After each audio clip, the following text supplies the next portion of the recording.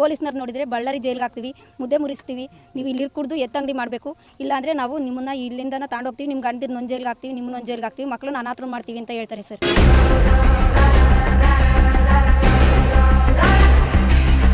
ಇಲ್ಲಿ ನಿಮಗೆ ಯಾವ ಅಧಿಕಾರನೂ ಇಲ್ಲ, ಇಲ್ಲಿ ನಿಮ್ದು ಯಾರು ಸೈಟು, ನಿಮ್ಮ ಅಪ್ಪನ ಮನೆ ಸೈಟು ಅಂತ ಯಾಕೆ ಬಂದಿದ್ದೀರಾ ಅಂತ ಕೇಳಿದ್ರು ಸರ್ ಒಂದು ದಿವಸ.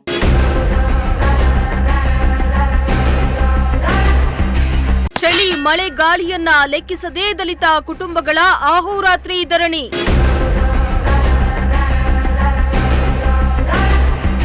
ಜಾಗವನ್ನ ಅಳತೆ ಹದ್ದುಬಸ್ತು ಮಾಡಿಸಿಕೊಡುವಂತೆ ಗೃಹ ಸಚಿವರಿಗೆ ಮನವಿ.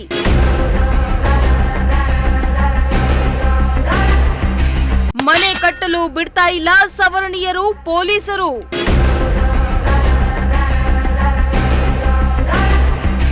ಬಿಸಿಲು ಚಳಿ ಮಳೆ ಗಾಳಿಯನ್ನ ಲೆಕ್ಕಿಸದೆ ನಮ್ಗೆ ನ್ಯಾಯ ಬೇಕು ಅಂತ ಬೀದಿಯಲ್ಲಿ ದಲಿತ ಕುಟುಂಬಗಳು ಅಹೋರಾತ್ರಿ ಧರಣಿಯನ್ನ ನಡೆಸ್ತಾವೆ.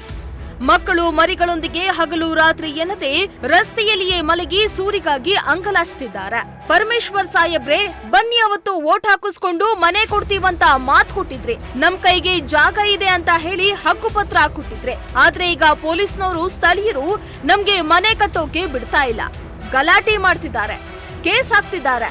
ಮಕ್ಕಳು ಮರಿ ಕಟ್ಕೊಂಡು ನಾವು ಬೀದಿಲ್ ಬಿದ್ದಿದ್ದೀವಿ, ಎಲ್ಲಿದ್ದೀರಾ ಬನ್ನಿ ಸ್ವಾಮಿ, ನಮ್ಗೆ ನ್ಯಾಯ ಕೊಡ್ಸಿ ಅಂತ ಪರಮೇಶ್ವರ್ ಸಾಹೇಬ್ರನ್ನ ಕೇಳ್ತಾ ಇರೋ ದಲಿತ ಕುಟುಂಬಗಳ ಆಕ್ರಂದನ. ಈ ಘಟನೆ ನಡೆದಿರುವುದು ಎಲ್ಲಿ ಅಂತೀರಾ? ಈ ಸ್ಟೋರಿಯನ್ನ ಒಮ್ಮೆ ನೋಡಿ.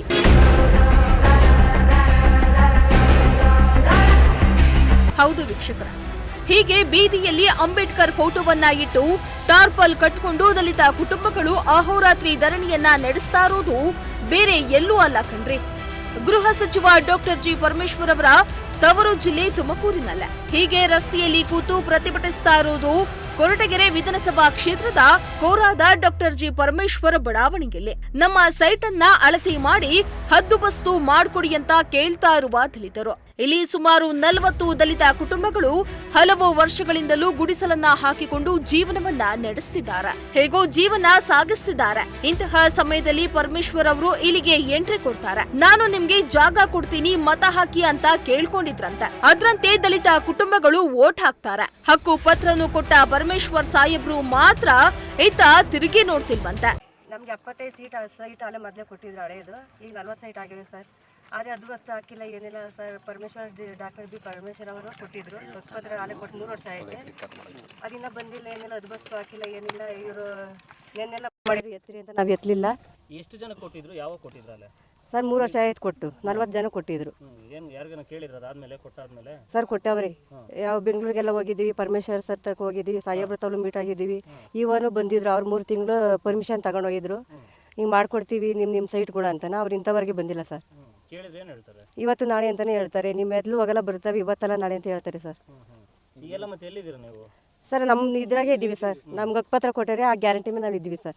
ಸಾಹೇಬ್ರೆ ಬರಬೇಕು, ಅದು ನಮಗೆ ತೀರ್ಮಾನ ಮಾಡ್ಕೊಡ್ಬೇಕು ಸರ್. ಸರ್ ಪ್ರಾಬ್ಲಮ್ ಇನ್ನೇನು ಸರ್, ಅಕ್ಕಪಕ್ಕದರೆಲ್ಲ ಬಂದು ತಡಿತಾರೆ, ನಮ್ಗೆ ಅದು ಬರಬೇಕು ಇದು ಬರಬೇಕು, ಒತ್ತಲು ಸೇವ್ರಿ ರೋಡ್ ಬೇಕು ಅಂತಾರೆ. 10 ಅಡಿ ರೋಡ್ ಬಿಟ್ಟರೆ 20 ಅಡಿ ಬೇಕು ಅಂತಾರೆ, 20 ಅಡಿ ಬಿಟ್ಟರೆ 30 ಅಡಿ ರೋಡ್ ಬೇಕು ಅಂತಾರೆ. ರೋಡ್ ಎಲ್ಲ ಐತೆ ಸರ್. ಅಲ್ಲಿ ಮಧ್ಯದಾಗ ಬೇರೆ ಕೊಚ್ಚೆ ಇದು ಚರಂಡಿ ಹೊಡೆದಾರೆ ಸರ್. ಎಲ್ಲ ಗಿಡನೆಲ್ಲ ತೆಗ್ಸಿ ಹಚ್ಕಟ್ ಮಾಡಿದ್ವಿ, ಬಂದೆಲ್ಲ ಟ್ರಂಚ್ ಹೊಡೆದಾರೆ ಸರ್. ಅದ್ರಾಗ ನೀರು ನಿಂತ್ಕೊಂತವೆ, ಕಲ್ಲು ಹಾಕ್ಕೊಡ್ಬೇಕು ಸರ್ ನಮಗೆ. ಸೋರ ಮನೆಗೆ ಅವ್ರು ಸರ್, ಬಾಡಿಗೆ ಮನೆ ಕೂಡ ಅವ್ರೆ, ಮಕ್ಳನ್ನೆಲ್ಲ ಹಾಕ್ಕೊಂಡು ಅವ್ರು ಬಾಡಿಗೆನೇ ಕೊಡ್ತಾರೆ, ಮಕ್ಕಳನ್ನೇ ಓದಿಸ್ತಾರೆ, ಒಟ್ಟಿಗೆ ಹೊಂಚ್ಕೊಂತಾರೆ ಸರ್. ಅದಕ್ಕೆ ನಮಗೆ ಅದ್ವಸ್ತು ಮಾಡಿಕೊಡ್ರಿ, ನಮ್ಮ ಸೈಟ್ ನಮಗೆ ಕೊಡ್ರಿ ಅಂತ ಕೇಳ್ಕೊಂತಿದ್ದೀವಿ ಸರ್. ಡಾಕ್ಟರ್ ಜಿ ಪರಮೇಶ್ವರ್ ಅವರೇ ಹಕ್ಕುಪತ್ರ ಕೊಟ್ಟಿದ್ದಾರೆ, ಆಲ್ರೆಡಿ ಕೊಟ್ಟಿದ್ದಾರೆ. ಬಂದು ಕ್ಲಿಯರ್ ಮಾಡ್ಕೊಳ್ಳಿ. ಇಲ್ಲಿ ನಾವು ಕಟ್ಟೋದಕ್ಕೆ ಸೈಟ್ ಗುಡ್ಲಾಗಲಿ ಒಂದು ಮನೆ ಆಗಲಿ ಕಟ್ಟೋದಕ್ಕೆ ಬಿಡ್ತಾ ಇಲ್ಲ. ಪೊಲೀಸ್ನವ್ರು ಕರೆಸ್ತಾರೆ, ಕೇಸ್ ಆಗೈತೆ ಅದು ಇದು ಅಂತಾರೆ. ನಮಗೆ 40 ಸೈಟು ಆಗಿದ್ದಾವೆ. ಆ 40 ಜನನು ಸೈಟಲ್ಲಿ ಮನೆ ಕಟ್ಟೋಕ್ಕಾಗಲಿ ಗುಡ್ಲಾಕಾಗಲಿ ಜಾಗ ಬಿಡ್ತಾ ಇಲ್ಲ ಈ ಲೋಕಲ್ನವರು. ಅದು ಇದು ಕ್ಯಾಸ್ಟಿಸಮ್ಮು ಜಾಸ್ತಿ ನಡೀತಾ ಇದೆ. ಬಟ್ ನಮಗೆ ಸಾಹೇಬ್ರೇ ಕೊಟ್ಟಿರೋದು ಡಾಕ್ಟರ್ ಜಿ ಪರಮೇಶ್ವರ್ ಅವರು. ಅವ್ರು ಬಂದು ಏನಾದರೂ ಒಂದು ನೆರವು ಕೊಡಬೇಕು. ಈ ಪ್ಲೇಸ್ ಅಲ್ವಾ, ಬೇಡ ನಮಗೆ ಬೇಡ, ಒಟ್ಟಿನೊಳಗೆ ನೆಕ್ಸ್ಟ್ ಪ್ಲೇಸ್ ಆಗಲಿ, ನಮಗೆ ಸೈಟ್ ಬೇಕು. ಮೀಟ್ ಮಾಡಿದ್ದೀವಿ ಸರ್. ಹಕ್ಕುಪತ್ರ ಕೊಟ್ಟಿರೋದು ಜೆರಾಕ್ಸ್ ನನ್ನ ಹತ್ರನೂ ಇದೆ, ಒರಿಜಿನಲು ಇದೆ. ಕೇಳಿದ್ರೆ ಬರ್ತೀನಿ ಸಿಗ್ತೀನಿ, ಕೇಳ್ತೀವಿ, ಬರ್ತೀನಿ ಸಿಗ್ತೀನಿ, ನಾಳೆ ನಾಡಿದ್ದು ಪಂಚಾಯತಿ ಕಡೆಯಿಂದ ಹೇಳಿಸ್ತೀನಿ ಅದನ್ನೆಲ್ಲ ಹೇಳ್ತಾರೆ. ಅದೆಲ್ಲ ಇಂಪಾರ್ಟೆಂಟ್ ಅಲ್ಲ ಸರ್. ಕ್ಲಿಯರ್ ಆಗ್ಬಿಡ್ಬೇಕು. ಇನ್ನೂ ಒಂದು ವೀಕ್ ಒಂದು ಟೈಮ್ ತಗೊಬೇಕು ಸರ್. ಕ್ಲಿಯರ್ ಆಗ್ಬಿಡ್ಬೇಕು ನಮಗೆ. ಈ ಟೈಮ್ ಅಂತ ತಗೊಂಡ್ರೆ ಅದು ಕ್ಲಿಯರ್ ಆಗಬೇಕು. ನಾವು ಮನೆ ಕಟ್ಕೊಂಡಂಗೆ ಇರಬೇಕು. ನಾವು ಬಾಡಿಗೆ ಮನೆಗಿದ್ದೀವಿ, ಏನು ಮಾಡೋಣ ನಾವು? ನಾವು 18 ವರ್ಷದಿಂದ ಬಾಡಿಗೆ ಇದ್ದೀವಿ. 18 ವರ್ಷದಿಂದ ಬಾಡಿಗೆ ಕೊಟ್ಟರು, ಕ್ಲಿಯರ್ ಆಗೈತೆ ಅಂತ ಕೊಟ್ಟರು. ಎಲೆಕ್ಷನ್ ಟೈಮಲ್ಲಿ ಎಲ್ಲ ಹಕ್ಕುಪತ್ರನೇ ಕೊಟ್ಟರು ಸರ್. ಆಶ್ವಾಸನೆ ಏನಿಲ್ಲ, ಹಕ್ಕುಪತ್ರನೇ ಕೊಟ್ಟಿದ್ದಾರೆ. ಮನೆ ಕಟ್ಕೊಡ್ರಿ ಅಂತ ಹೇಳ್ರಿ. ಮನೆ ಕಟ್ಟೋ ಟೈಮಲ್ಲಿಗೆ ಪಾಯ ತೆಗೆದ್ರೆ ಬೇರೆ ಬಂದು ಕಂಪ್ಲೇಂಟ್ ಕೊಟ್ಟವ್ರೆ, ಇರೋರಿಗೆ ಕೊಟ್ಟವ್ರೆ. ಅದು ಇದು ಅದು ನಮಗೆ ಗೊತ್ತಿಲ್ಲ, ಅದು ಬೇಕಾಗಿಲ್ಲ. ನಮಗೆ ಗೊತ್ತು ಸರ್, ನನ್ನ ಜಾಗ ಯಾವುದು ಅಂತ ನನಗೆ ಗೊತ್ತು. ಎಲ್ಲರಿಗೂ ಗುರ್ತಿಸಿದ್ದಾರೆ 40 ಸೈಟು ಎಲ್ಲರಿಗೂ ಇಂತಿಂಥದ್ದು ಇಷ್ಟಿಷ್ಟೇ ಜಾಗ ಅಂತೇಳಿ ತೋರಿಸಿದ್ದಾರೆ, ಮಾರ್ಕ್ ಮಾಡಿ ಕೊಟ್ಟಿದ್ದಾರೆ. ಬಟ್ ನಮಗೆ ಇಲ್ಲಿ ಮನೆ ಕಟ್ಟೋಕ್ಕೆ ಪಾಯ ತೆಗಿಯೋಕ್ಕೆ ಯಾವುದು ಪರ್ಮಿಷನ್ ಸಿಗ್ತಾ ಇಲ್ಲ. ಕಂಪ್ಲೇಂಟ್ ಆಗ್ತೈತೆ, ಕೇಸ್ ಆಗ್ತೈತೆ, ಲೋಕಲ್ನವ್ರು ಬಿಡ್ತಾ ಇಲ್ಲ. ನಾವೇನು ಮಾಡಬೇಕು? ಇದು 3 ಟೈಮ್ಸ್ ನಾನೇ ಪರಮೇಶ್ವರ್ ಅವ್ರಿಗೆ ವೋಟ್ ಹಾಕಿದ್ದೀನಿ, ಸಿಕ್ಕಿಲ್ಲ. ನಮ್ಗೆ ಇದು ಕ್ಲಿಯರ್ ಆಗ್ಬೇಕು ಸರ್. ನಮ್ಗೇನು ಬೇಡ, ಇದು ಸೈಟಿಂದ ಕ್ಲಿಯರ್ ಆಗಬೇಕು. ಅವ್ರವ್ರ ಹೆಸರಿಗೆ ಏನೇನು ಕೊಟ್ಟವ್ರೋ ಅವ್ರವ್ರ ಹೆಸರಿಗೆ ಅದೇ ಜಾಗದಲ್ಲಿ ಅವ್ರ ಮನೆ ಕಟ್ಕೊಂಡಂಗೆ ಕ್ಲಿಯರ್ ಆಗ್ಬೇಕು ಅಷ್ಟೇ. ಇವರು ಹೇಳ್ತಾರೆ ಇಲ್ಲಿ ಬಸ್ ಟರ್ನ್ ಆಗಲ್ಲ, ಲಾಂಗ್ ಡ್ರೈವ್ ಅಲ್ಲಿಂದ ಬರಬೇಕು ಅಂತೇಳಿ. ಇದೊಂದೇ ಪಾಯಿಂಟ್ ಅಲ್ಲ, ಬೇರೆ ಜಾಗದಿಂದಲೇ ಆಗಲಿ ತೊಂದರೆ ಇಲ್ಲ. ನಮಗೆ ಜಾಗ ನಾವು ತೋರಿಸ್ತೀವಿ, ಬಸ್ ಎಲ್ಲಿಂದ ಬರುತ್ತೆ, ಹೆಂಗೆ ಹೋಗ್ಬೇಕು, ಹೆಂಗೆ ಹೋಗ್ಬೋದು ಅಂತೇಳಿ ನಾವು ತೋರಿಸ್ತೀವಿ. ನಮಗೆ ಸೈಟಿಂದು ನ್ಯಾಯ ಬೇಕು. 2023ರ ಚುನಾವಣೆ ಗೆದ್ದ ನಂತರ ಪರಮೇಶ್ವರ್ ಸಾಹೇಬ್ರು ಕೋರಾದಲ್ಲಿ ವಾಸವಿದ್ದ 40 ಕುಟುಂಬಗಳಿಗೆ ಮಾರ್ಚ್ 4ನೇ ತಾರೀಕು 2023ರಂದು ಕೊಟ್ಟ ಮಾತಿನಂತೆ ಹಕ್ಕು ಪತ್ರವನ್ನ ವಿತರಣೆ ಮಾಡಿದ್ರಂತೆ. ಅದನ್ನೇ ನಂಬಿದ್ದ ಜನ ಹಕ್ಕುಪತ್ರ ಸಿಕ್ತು, ನಮಗೆ ಸೂರಾಯ್ತು ಅಂತ ಖುಷಿ ಪಟ್ಟಿದ್ರು. ಆದ್ರೆ ಈಗ ಅದೇ ಜಾಗದಲ್ಲಿ ಮನೆಯನ್ನ ಕಟ್ಟೋಕೆ ಮೇಲ್ವರ್ಗದ ಜನರು ಬಿಡ್ತಿಲ್ವಂತೆ. ಆ ಹಕ್ಕುಪತ್ರ ನಕಲಿ ಅಂತ ಗೇಲಿ ಮಾಡ್ತಿದಾರಂತೆ. ಸವರ್ಣೀಯರ ತೊಂದ್ರೆ ಒಂದು ಕಡೆಯಾದ್ರೆ ಪೊಲೀಸ್ ಅವರ ಕಾಟ ಮತ್ತೊಂದ್ ಕಡೆಯಂತೆ. ಪರಮೇಶ್ವರ್ ಸಾಹೇಬ್ರು ಹಕ್ಕುಪತ್ರ ಕೊಟ್ರು, ಆದ್ರೆ ನಮ್ಗೆ ಮನೆ ಕಟ್ಟೋಕೆ ಜನ ಬಿಡ್ತಾ ಇಲ್ಲ. ನಮಗ್ ಬಂದಿರೋ ಜಾಗದಲ್ಲಿಯೇ ರೋಡ್ ಮಾಡ್ತಿದ್ದಾರೆ. ನಾವು ಏನ್ ಮಾಡ್ಬೇಕು? ಪರಮೇಶ್ವರ್ ಅವರೇ ಖುದ್ದಾಗಿ ಬಂದು ನಮ್ಗೆ ನ್ಯಾಯ ಕೊಡಿಸ್ಬೇಕು ಅಂತ ದಲಿತ ಕುಟುಂಬಗಳು ಗೋಳಾಡ್ತಾ ಇವೆ. ಸರ್, ನಾವು ಭಾಳ ಬಂದು 20 ವರ್ಷದಿಂದ ಒಂದು ಬಾಡಿಗೆ ಒಂದು ಕಟ್ಕೊಂಡು ಹೋಗ್ತಾ ಇದ್ದೀನಿ. ಬಂದು ಕೊಡ್ತೀನಿ ಸೈಟು ಅಂತ ಅವರು ಬಂದಿರಲಿಲ್ಲ. ಪರಮೇಶ್ವರ್ ಅವರು ಇವತ್ತು ನಾಳೆ ಬರ್ತೀನಿ ಹಿಂಗೆ ತಗೊಂಡು ಇವರು ಸೆಕ್ರೆಟ್ರಿಗಳು ಪಿ ಡಿ ಒಗಳು ಇವತ್ತು ಬಂದು ಎಲ್ಲ ಇದು ಮಾಡಿ ಮಾತಾಡ್ತೀನಿ ಎಲ್ಲ ಹಿಂಗೆ ನೋಡ್ರಿ ಅಂತೇಳಿ ಅವ್ರು ಇವತ್ತೆಲ್ಲ ಖಾಲಿ ಮಾಡಿ ಅಂತಂದರು. ಸರ್, ನಾವು ಖಾಲಿ ಮಾಡಲ್ಲ, ನಾವು ಇಲ್ಲೇ ಇರ್ತೀವಿ. ಅದು ಬರೋವರೆಗೂ ನಾವು ಖಾಲಿ ಮಾಡಲ್ಲ, ಬರಬೇಕು ಆಫೀಸ್ ಮಾಡಬೇಕು ಸರ್. ಆಗ್ತಿಲ್ಲ ಸರ್, ಎಲ್ಲ ಜಾಗ ಎಲ್ಲ ತೋರಿಸಿದ್ದಾರೆ. ಜಾಗ ತೋರಿಸಿದ್ರು ಆದ್ರೂ ಸ್ವಲ್ಪ ಎಲ್ಲ ಲಿಂಗಾಯತರುಗಳೆಲ್ಲ ಇದು ಆಡೇ ಕೊಡ್ತಾರೆ ಸರ್. ಕಟ್ಬೇಡ್ರಿ, ಇದು ಮಾಡಬೇಡ್ರಿ ಅಂತ ಹೇಳ್ತಾರೆ. ಅದೇ ಇಲ್ಲಿ ಜನಗಳು ಈ ಮಟನ್ನು ಚಿಕನ್ನು ST ಎಲ್ಲ ಸಾಬ್ರುಗಳು ಒಂದೆಲ್ಲ ಇದು ಮಾಡ್ತಾರೆ ಅಂತೇಳಿ ಎಲ್ಲ ಇದನ್ನೇ ಕೊಡ್ತಾ ಇದ್ದಾರೆ ಸರ್. ಲಿಂಗಾಯತಗಳು ಜಾಸ್ತಿ ಕೊಡ್ತಾ ಇಲ್ಲ ಸರ್, ಅಷ್ಟೇ ಆ ಥರ ನಡೀತಾ ಇದೆ ಸರ್. ಅಲ್ಲಿ ಇದು 2023ದಿಂದ ಅಲ್ಲಿ 3 ವರ್ಷದಿಂದ ಹಿಂಗೆ ನಡೀತಾ ಇದೆ ಸರ್. ನಮ್ಗೆ ಅವೆಲ್ಲ 2023ರಾಗೆ ತುಮಕೂರಲ್ಲೇ ಕೊಟ್ಟಿದ್ರು ಸರ್. SIT ಎಲ್ಲ ಅವರೇ ಆಫೀಸಲ್ಲೇ ಕೊಟ್ಟಿಲ್ಲ. SIT ಒಳಗೆ ಅವರೇ ಸರ್. ಅವರು ಒಂದು ಫಂಕ್ಷನ್ ಇಟ್ಕೊಂಡಿದ್ರು. ಆ ಫಂಕ್ಷನ್ ಇಟ್ಕೊಂಡಾಗ ಎಲ್ಲ ಸಭೆಗಳೆಲ್ಲ ಎಲ್ಲ ಹೆಂಗಸರುಗಳು ನಾವು ನಮ್ಮ ಹುಡುಗರೆಲ್ಲ ಎಲ್ಲ ಹೋಗಿದ್ವಿ ಸರ್. ಅದು ಮುಂಚೆನೇ ಕರೆದಿತ್ತು ಸರ್. ಕರೆದು ಎಲ್ಲ ಕೊಟ್ಟು ಎಲ್ಲ ಮಾತಾಡಿ ಆಯಿತು ಬರ್ತೀನಿ ಅಂತೇಳಿ ಇದು ಮಾಡಿದ್ರು. ಇಂಥವ್ರಿಗೂ ಬಂದಿರಲಿಲ್ಲ ಅಷ್ಟೇ ಸರ್. ಮೀಟಿಂಗಲ್ಲಿ ಇಟ್ಕೊಂಡವ್ರಿಗೂ ಬರ್ತೀನಿ ಅಂತ ಹೇಳ್ತಾರೆ, ಬರೋದೇ ಇಲ್ಲ. ನಾವು ನಾಗವೇಣಿ ಅಂತ ಕೋರಾದಲ್ಲೇ ಇರೋರು. ನಾವು 14 ವರ್ಷದಿಂದ ಬಾಡಿಗೆ ಮನೇಲಿ ಇದ್ದೀವಿ ಸರ್. ಮದುವೆ ಆದಂಗಿಂದ ನಮಗೆ ಸ್ವಂತ ಮನೆ ಅಂತ ಇಲ್ಲ, ಬಾಡಿಗೆ ಮನೇಲೇ ಇದ್ದೀವಿ. 5,000 ರೂಪಾಯಿ ಬಾಡಿಗೆ. ನಾನು ನಮ್ಮ ಯಜಮಾನ್ರು ಕೂಲಿ ಮಾಡಿ ನಮ್ಮ ಮಕ್ಕಳನ್ನ ಸಾಕಬೇಕು. ನಾವು ಇಲ್ಲಿ ಪರಮೇಶ್ವರ್ ಸರ್ ಈಗ 2023ರಲ್ಲಿ ನಮಗೆ ನಿವೇಶನ ಸೈಟ್ ಕೊಡ್ತೀನಿ ಅಂತ ಹೇಳಿದರು. ಕೊಟ್ಟಿದ್ರು, ಹಕ್ಕುಪತ್ರ ಕೊಟ್ಟರು ಎಲ್ಲ. ನಾನು ಇನ್ನೊಂದು ತಿಂಗಳಲ್ಲಿ ಕ್ಲಿಯರ್ ಮಾಡ್ಕೊಡ್ತೀನಮ್ಮ, ನಿಮ್ಗೆ ಸೈಟ್ ಕೊಡಿಸ್ತೀನಿ, ಮನೇನೂ ಕಟ್ಕೊಡ್ತೀನಿ ಅಂತ ಆಶ್ವಾಸನೆ ಕೊಟ್ಟಿದ್ರು ಸರ್ ಪರಮೇಶ್ವರ್ ಸರ್. ಅದನ್ನು ಇದು ಕಟ್ಕೊಡ್ತಾರೆ ಅನ್ನೋ ಭರವಸೆ ಮೇಲೇ ನಾವು ಇವತ್ತಿನ ತಕ್ಕ ಕಾದ್ವಿ ಸರ್.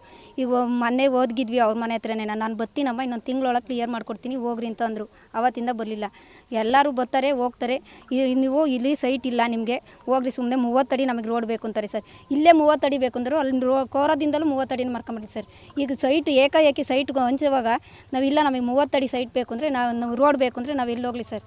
ಈಗ ಸರ್ ಪರಮೇಶ್ವರ್ ಸರ್ ಕೊಟ್ಟಿದ್ರು ಅಂತ ನಾವು ಅವತ್ತಿಂದನೂ ಇದನ್ನೇ ನಂಬ್ಕೊಂಡಿದ್ದೀವಿ ಸರ್. ಹೆಂಗೋ ಒಂದು ಸೈಟ್ ಕೊಡ್ತಾರೆ, ನಮ್ಮದು ಅಂತ ಒಂದು ಮನೆ ಆಗುತ್ತೆ, ಗುಡ್ಲಾದರೂ ಕಟ್ಕೊಳ್ಳೋಣ ಬಿಡು ಅಂತ ನಾವು ಇದು ಮಾಡ್ತಿದ್ದೀವಿ ಸರ್.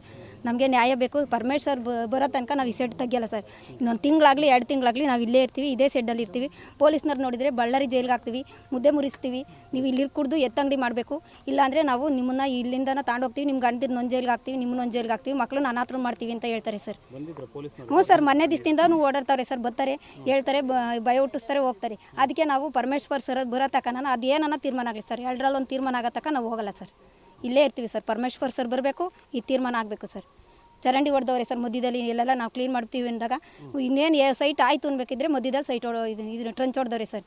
ಟ್ರಂಚ್ ಹೊಡೆದ್ಬಿಟ್ಟು ಎಲ್ಲ ಏಕೈಕಿ ಕೊಚ್ಚೆ ಮಾಡೋರು. ಇಲ್ಲಿ ಕೊಚ್ಚೆ ಬರುತ್ತೆ, ನೀವು ಬರ್ಕುಡ್ದು ಇಲ್ಲಿ ಯಾರಿಗೂ ಇಲ್ಲ, ಇದು ಫೇಕು, ನಿಮಗೆ ಪತ್ರ ಕೊಟ್ಟಿರೋದು, ಸಿಗ್ನೇಚರ್ ಇಲ್ಲ, ಏನೂ ಇಲ್ಲ, ಸೀಲ್ ಇಲ್ಲ, ನೀವು ಫೇಕು, ಇದು ನೀವು ನಂಬ್ಕೊಂಡು ಎಲೆಕ್ಷನಲ್ಲಿ ಓಟ್ ಹಾಕಿಸ್ಕೊಂಡು ಇದು ಫೇಕ್ ಅಂತೆ ಸರ್. ಫೇಕ್ ಅಂತ ಇಲ್ಲೇನೆ ಎಷ್ಟು ಜನ ಹೇಳ್ತಾರೆ ಸರ್. ಮಂಡಲಲ್ಲೇ ಬೇರೆ ಬೇರೆ ಕೆಲಸ ಮಾಡೋರೆಲ್ಲನೂ ಹೇಳ್ತಾರೆ ಸರ್. ನೀವು ಇವರು ಸರ್ ತುಮಕೂರಲ್ಲೇ ಪರಮೇಶ್ವರ್ ಸರೇ ಕೊಟ್ಟಿದ್ದೆ ಸರ್. ನಾವು ಅವ್ರ ಕೈಯಿಂದನೇ ನಾವು ಇಸ್ಕೊಂಬಂದಿದ್ದು ಸರ್. ಪರಮೇಶ್ವರ್ ಸರೇ ಕೊಟ್ಟವ್ರೆ ಸರ್. ಇದು ಫೇಕ್ ಆದರೆ ಇದರಲ್ಲಿ ಫೋಟೋದಲ್ಲಿರೋರು ಫೇಕಾ ಸರ್? ಅವ್ರು ಬರೀ ಹಂಗಂತಲೇ ಹೇಳ್ತಾರೆ ಸರ್, ಇದು ಫೇಕು, ನೀವು ಇಲ್ಲಿ ನಿಮಗೆ ಯಾವ ಅಧಿಕಾರನೂ ಇಲ್ಲ, ಇಲ್ಲಿ ನಿಮ್ದು ಯಾವ ಸೈಟು, ನಿಮ್ಮ ಅಪ್ಪನ ಮನೆ ಸೈಟು ಅಂತ ಯಾಕೆ ಬಂದಿದ್ದೀರಾ ಅಂತ ಕೇಳಿದ್ರು ಸರ್ ಒಂದು ದಿವಸ. ಗ್ರಾಮದವರೇ ಸರ್, ಕೋರದ ಗ್ರಾಮದವರೇ ಅಷ್ಟು ಜನ ಆಗದೆ ಇರೋರು, ಜಾತಿ ಇದನ್ನು ಮಾಡೋರು, ಇಲ್ಲಿ ನಿಮಗೆ ಸೈಟ್ ಇಲ್ಲ ಅಂತಲೇ ಹೇಳ್ತಾರೆ ಸರ್. ನಾವು ಅದಕ್ಕೋಸ್ಕರ ಹಾಂ ಸರ್, ನಾವು ನ್ಯಾಯ ಸಿಗೋವರೆಗೂ ಪರಮೇಶ್ವರ್ ಬರೋ ತನಕ ನಾವು ಹೋಗಲ್ಲ ಸರ್.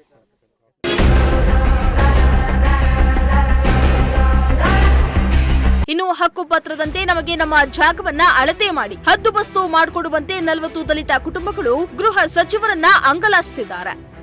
ಬೀದಿಯಲ್ಲಿ ಕೂತು ನ್ಯಾಯಕ್ಕಾಗಿ ಹೋರಾಟ ನಡೆಸುತ್ತಿದ್ದಾರೆ. ಇತ್ತ ಪರಮೇಶ್ವರ್ ಅವರೇ ಬಂದು ಮುಂದೆ ನಿಂತು ನಮಗೆ ಬಂದಿರೋ ಸೈಟ್ಗಳನ್ನ ಅಳತೆ ಮಾಡಿಸಿ ಹದ್ದುಬಸ್ತು ಮಾಡಿಕೊಡ್ಬೇಕಂತ ಪರಿಪರಿಯಾಗಿ ಕೇಳ್ಕೊಳ್ತಿದ್ದಾರೆ.